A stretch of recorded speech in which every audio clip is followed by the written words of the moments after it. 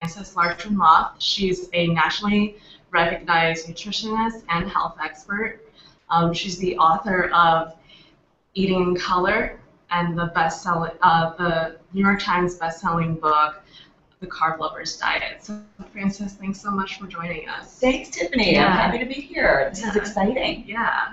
So today we'll be discussing healthy school lunches and also easy weeknight meals. So if you find yourself being very busy this fall, trying to juggle work and school, your kids' school schedules, this is the perfect hangout for you. So let's get started. Yeah. Okay, so our first question comes from Rachel Madigan. She's a junior at Fordham University. She actually couldn't be here today, but her first question is, what are your easiest cooking suggestions for weeknights for one? So she's like moving into her first apartment and is going to be eating one. This is a great question, and it's not just young people, young college students, people who are in their 50s and 60s who are also cooking for one. They're empty nesters, etc. And the number one thing you want to do is get yourself a toaster oven that also has a convection oven component to it. And you can do so much with these. Not only baking, you can roast, you can do, all kinds of things. You can cook a piece of salmon in about 12 minutes. So do you have one? I don't actually. I should. You should. Yeah, but I do have a blender, so that gets blender is good. Yeah, and the other thing, especially, I do this too, even though I'm cooking for 5 now, a little crazy, but get a bunch of pre-cut fruits and veggies, because you just take out what you want, you seal it back up, or put a twist tie around it, put it back in the freezer. So then you're not wasting, you're not worrying about stuff that's going to expire or rot in your fridge. And so you can do a lot with that. And then I think burritos are another really great thing, because you just buy the wraps, and then you can buy a can of beans or, however much meat you want. Another thing you can do is buy shrimp. Just get like a quarter pound of, cooks so fast. So you get home, you need to study that night, takes literally 4 minutes to make sure. Sounds good. Yeah. Great. So we're going to move on to our next question, and this is from Scott Miller. He is a health educator at Central Michigan District Health Department. Scott, what's your question? Hi, Scott. Oh, you need to unmute yourself. Unmute yourself. Hey, Scott. Unmute. There you go. Yay. I'm good now? Okay. Well, thanks for having me, and I appreciate the time.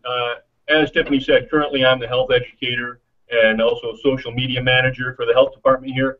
Before this, though, I was with the Network for a Healthy California in Los Angeles with the Unified School District there, and I also spent several years there as a school teacher. What I've seen is a lot of kids will swap the foods that they don't want out of their brown bag, or just throw away the foods that mom or dad pack. So my question is, how can parents ensure that their kids are getting the nutrition they need while they're at school? Okay, well, I would say the number one thing, and this is true for so many things, you have to communicate with your kids. So there's nothing worse, and there's nothing more sort of, heartbreaking than putting in time to, pack a wonderful, healthy, nutritious meal for your kids, and then it comes home and everything that you made is still in there, or they mentioned that they threw it out. That's not what you want. So talk to your kids, find out what they actually like. There's got to be a fruit they like and a vegetable that they're willing to eat. And, if you say, hey, honey, what if I packed some hummus or some ranch dip along with the vegetables? Would you eat it then? And try to have a really open discussion with your kids. Also letting them pick out some of the snacks will go a long way toward getting them to actually eat the food. And also don't pack a lot of fill. Go for the chips, or they're going to go for whatever that, salty treat is before they go for the sandwich and the fruits and the veggies. So try to really stick to the nutrient-dense foods, and then add something fun, and a lot of companies are making really good stuff. Pure is making these great fruit sandwiches that are actually equivalent to 3/4 of a serving of fruit. So there is stuff that's out there that's healthy and tastes really good too. I really like about asking your kids to help you pack their lunches because it's a great teaching moment. I know one of your tips too was to like cut up fruits or vegetables in special shapes. Yes. So that they like grow to love to eat it. Yes. Yeah, yeah, absolutely. And we'll talk about that more in Right. one of the other upcoming questions as well. All right, thank you Does that very help? much. It does. Thank you. Thank you. Thank you. Thanks, Scott. All right, so our next question comes from Kulu Jun, and she's a Pilates and Zumba instructor, and she's coming from Jerusalem, Israel. So, hi. Hi. Hello, hello everybody. I am a school teacher as well, and we take care of everything about health, and we have so many programs in the school about in health issues. And my question is, can a school lunch be used as a replacement for breakfast at home? No. The simple answer is no. Because breakfast is so important for kids and for their learning, and so many studies have shown that kids just cannot focus and they actually can't learn in the classroom unless they've had breakfast. Because if you think about it, you fasted overnight, and kids especially, they have smaller bodies and smaller stomachs, so they are even at more of a deficit than an adult would be when they wake up in the morning. So if they wait until lunchtime, for them that's really way too long to go without food. So, but what I will say is that if you feel that your child hasn't gotten, say, a perfect breakfast or the best breakfast they could get, you could try to make up for that with their lunch. So you want to make sure that they're getting their whole grains, their calcium, their fruits and their veggies. Maybe breakfast was, I don't know, a pastry of some sort. So now you can make up for it at lunchtime with the really good stuff. Right. And the picture you used is not mine. In the beginning, the picture you put is not for me. Oh, well, sorry about that. It's okay. It's someone else's photo? It's okay. But going back to what you were just saying, would you also recommend packing kids a mid-morning snack for recess or something? If they can. So for example, my kids are still little, and so there is that time for the 10 a.m. snack. So definitely pack it if that is a time that they take out during the school day to have a snack. But try to, again, this is, parents have to put in the time and understand what that school day looks like and what they can pack, what has to be is non-refrigerated, or whether they can, or whether it will be going into a refrigerator during the day. Great tip. Thank you. Thank you.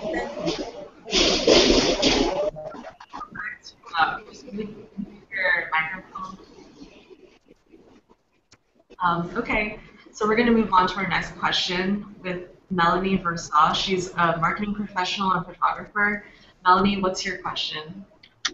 Hi, yeah, I'm sort of the outcast of the group here. I actually, I'm not in the health industry, and I don't have any kids. But I do have a boyfriend that I make his lunch every day for. Slightly spoiled, but I love using my crock pot, and I love cooking big batches of things at the beginning of the week, but sometimes I just get tired of it after a while. I can only eat the same thing 3 days in a row without getting bored. So I was wondering if you have any suggestions on meals that are easily frozen so that I could pull one out the next week and pop it in the microwave and, have something easy instead of, eating it every single day in a row. Right. Well, here's an idea that I think is really fun, and it's a little bit different than something that you would be doing in a crock pot, but you could make a bunch of mini pizzas using whole grain pizza dough. You don't have to make your own dough. You can now generally go to the grocery store and find fresh dough. Do single serving pizzas, put the sauce or the pesto and the cheese on top, bake them as you normally would, and then you just wrap them up and freeze them. So then when you take them out of the freezer, you don't have to defrost it. You just bake it like you normally would, or reheat it in the oven, and then you can add additional toppings. Say you have a leftover chicken breast, you can slice that up, put that on your mini pizza, and that way you could actually use that over a period of 3 months. You can make 4 and use them whenever you want, and you can always add fresh greens at the end. I like to add arugula at the end after I've baked my pizza, or of course fresh basil is always really nice.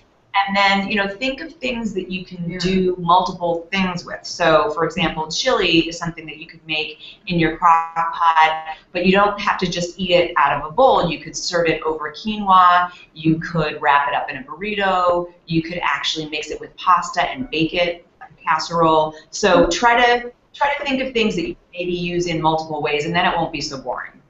Awesome. Thank you so much. Thank you. Yep. Like pizza. Right? Who doesn't like pizza? Yeah. I know, I'm definitely going to do that. Awesome. Great. Thanks, Melanie. So we're going to move on to our next question. This is from Samina Kershi. She's a registered dietitian and health coach, and I believe she's calling in from Texas. Is that right?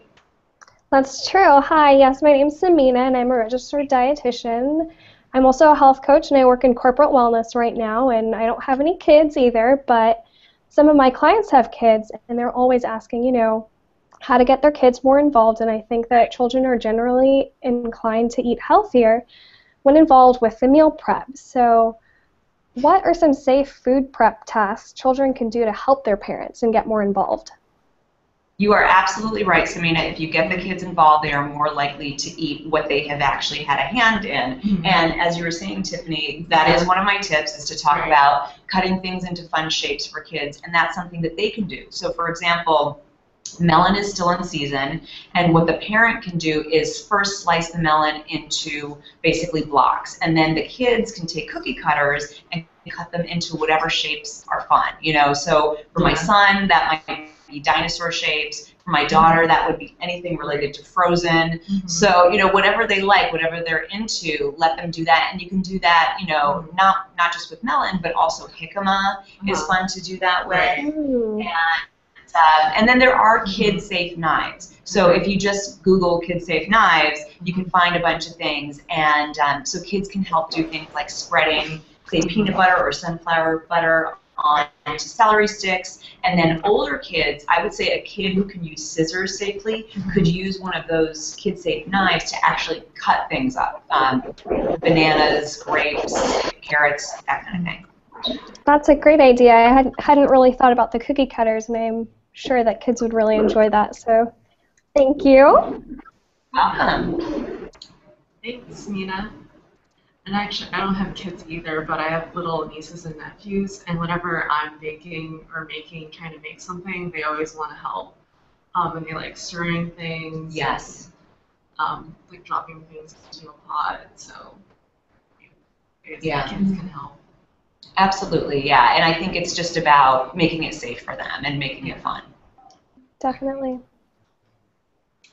All right, well, I don't think Sandra could have joined us today, but I'm going to ask her question. So Sandra is also a registered dietitian, and she's from California. Okay. Her question is, how do you handle a picky eater? What can parents do to help? Okay, so even the pickiest eater, you can work with the really picky eater. Build off of what they do like. So say your picky eater only likes hot dogs. Okay? Hot dogs are not obviously the healthiest thing in the world, but what you can do is then you can say, okay, so you only want to eat hot dogs. Let's try some healthy toppings. So maybe you can make a fun salsa, a fresh salsa. Maybe you could make a really fun slaw. Yeah. I like to make a rainbow slaw with red cabbage and other things. So they're still getting that hot dog that they love. Healthying it up. Yeah. You could cut it up and put it into, say, a bean soup. So you're not saying you can't eat the one thing that you like. Right. You are trying to incorporate it in a healthier way. And then most picky eaters will use dips. So kids love to dip. So get something that they like. And again, I think ranch dressing is kind of the classic thing. Kids definitely, studies show they will definitely eat more broccoli and more, other vegetables if they're given a dip that they like. So whether that's hummus or a black bean dip, or the end of the spectrum, like vanilla yogurt, and you can add stuff to it like hemp seeds. Really, you can stir them in, and the kids won't even notice them. So I think that dips are a fun thing to do. And then also take your picky eater with you to the grocery store, or to the farmer's market. to your CSA that actually shows the food are more likely to eat it. You're welcome. Our next question comes from Rosie. Okay. She couldn't be here today either, but she's a dietitian at Montefiore Medical Center here in New York City. And her question is what does a healthy school lunch look like? What does it contain? Okay, so first of all, kids are just like us, and they're very visual. They eat with their eyes. So when they open up that lunchbox, whether it's a paper bag or whether it's a really fun actual lunchbox, have it look good. Have it be colorful. Have it be compartmentalized. And including a fruit, a vegetable, a whole grain, a protein, and some source of calcium, whether that's dairy or non-dairy. And those are all the components. So then it's really up to you to make those work for your kid. And so, a bento style lunchbox is a really great way to do it. And, again, always something fun in there, because that's really going to kind of make them think, mom or dad, they really love me. and also encourage them to really eat their lunch. And you can also put some notes in there as well, like, good luck on the math test today. So anything that makes them feel like you're sort of putting a little bit extra thought into it. But at the same time, as a parent, I know that those lunches take time to put together. So anything that you can do to kind of help yourself throughout the week, whether that's pre-packing up those fruits and veggies, having your kids help you on a Sunday, put together things for 3 days, whatever you can do to make it easy to pack a healthy lunch. You mentioned about kids swapping lunches or snacks. Would you recommend packing in a little extra something for their friend for their play dates or something? Sure. Sure. I mean, and also find out if your kid actually is forthcoming and says, hey, I've been giving away my sandwiches to Joe, then find out, or swapping, find out what Joe's parents are packing. Why does your kid like his lunch so much? And maybe you can come to a compromise. And also, just like adults get bored with food, so do kids. So maybe they don't want that turkey sandwich every day. Maybe you need to mix it up. But again, it's about communication and about making sure that you're kind of meeting halfway. Great. Well, we still have a little extra time left in this Hangout, so I'm going to actually ask some people to post some questions on Twitter. You could tweet at us at Everyday Health, or you could tweet at Frances as well, or post here at our Google Plus page your questions, and we'll try to get in as much as we can.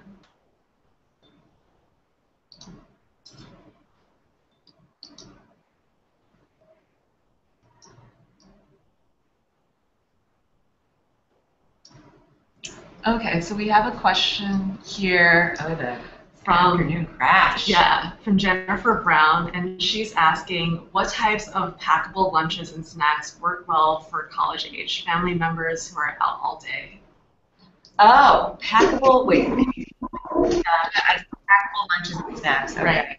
For college-age family members. Okay. Who are out all day. Well, okay. So first of all, if you don't have a refrigerator, if you are going to definitely be out all day, nuts are great. Any kind of unsalted, roasted nut, walnuts, pistachios, that you're packing them up in an actual serving size, which is an ounce, and that is different for every kind of nut. Right. I believe it's 14 walnuts versus something like 20 almonds. So, those can be in your purse for months, and there's not going to be an issue there. Yeah. Also, now we're getting into the fall season, so apples are great. They don't get bruised. Asian pears are awesome because, again, they don't really get bruised, and they are very hydrating as well. So, good to have something that's kind of crunchy in there, and then something that's sort of maybe a little bit sweeter. I saw somebody posting about that afternoon crash, and definitely you want to have something in your purse for 3 o'clock. Yeah, definitely. Your purse or your backpack. Yeah, especially for college students who are jumping from one class to another and don't necessarily have time to rush back to their dorm rooms and grab something. So having portable snacks in like sandwich bags or containers. Absolutely. Like, so much easier. Yeah. Yeah. Cool. Great Okay. question. So our next question, let's see. Oh, here, this is a question from Nancy George, and she's asking, what are some creative healthy snacks I can try out? So if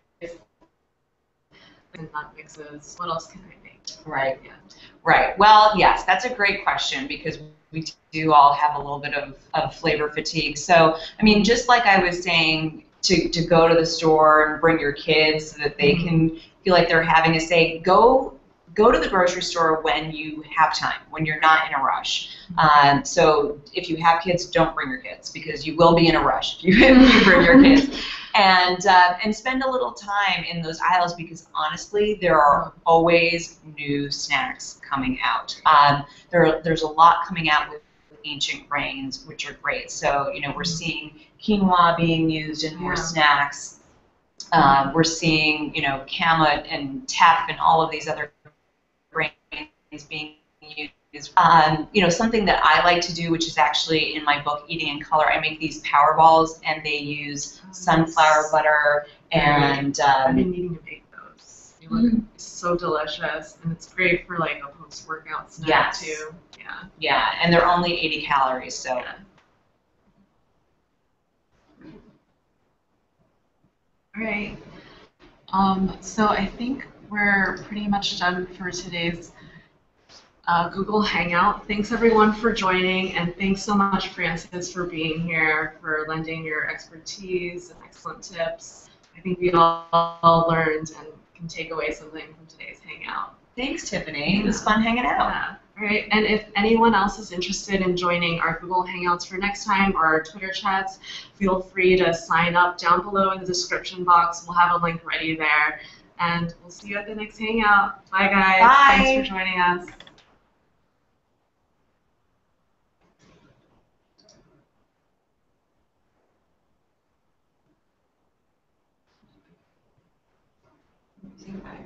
People so much.